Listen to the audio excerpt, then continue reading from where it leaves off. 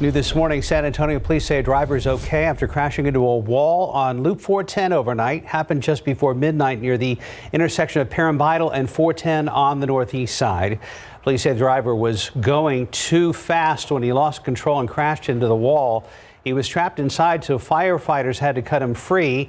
He was taken to the hospital with non-life-threatening injuries.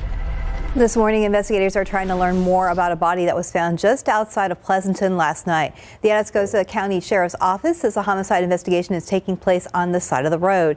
They have not yet identified that victim. Right now, they're just describing the victim as a man in his 20s wearing a red shirt. We are waiting for the sheriff to release more information. In your morning headlines, Southwest Airlines customers have been impacted by another set of flight delays. This morning, the airline says it's back up and running after delays yesterday and pointed to issues with a third-party vendor, IBM. Southwest reported IBM experienced an outage that the service provides weather data before airline dispatched flights. Southwest has not said how many flights were impacted by these delays, but said the impact was minor and resolved quickly. Southwest is already facing scrutiny over its cancellation of more than 15,000 flights during peak holiday travel last week.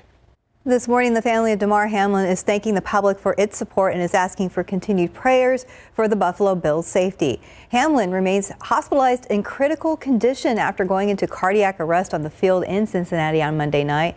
Dorian Glenn, Hamlin's uncle, told ESPN outside of the hospital last night the Hamlin is sedated and improving from where he was yesterday.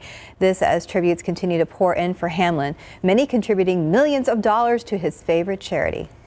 Steady stream of people continue to file into St. Peter's Basilica to pay respects to Pope Emeritus Benedict.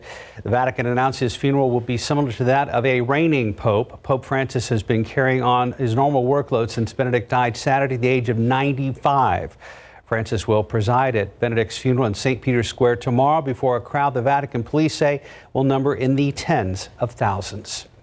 Well, now to a rescue being called a miracle by some in Northern California after a crash on a notoriously dangerous stretch of coastal highway. However, as ABC's Andrew Dimbert explains, we are learning this may have been no accident. This morning, the passengers of this mangled car somehow are alive after their Tesla plunged more than 250 feet off the side of a cliff south of San Francisco. We come out here, unfortunately, all too often for things like this, and this was nothing short of a miracle that they survived. Police say 41-year-old Dharmesh Patel was driving along a dangerous stretch of coastal highway known as Devil's Slide when he purposefully drove off the cliff, sending the car flipping several times before landing on its wheels just steps away from the ocean. In the car with him, police say, were his wife and 2 children, ages 4 and 9. A dramatic rescue playing out as 3 helicopters and more than 30 rescuers scrambled to reach the mangled vehicle. We had 300-foot ropes, and we just about maxed them out to get down to those people. Rescuers pulled the children out of the back window and brought them up the cliff in a rescue basket. The adults suffered more serious injuries and had to be hoisted up the cliff by helicopter. Incredibly, all 4 sustained non-life-threatening injuries and were taken to a local hospital. Police say Patel, a doctor at a Los Angeles hospital, will now be charged with attempted murder and child abuse.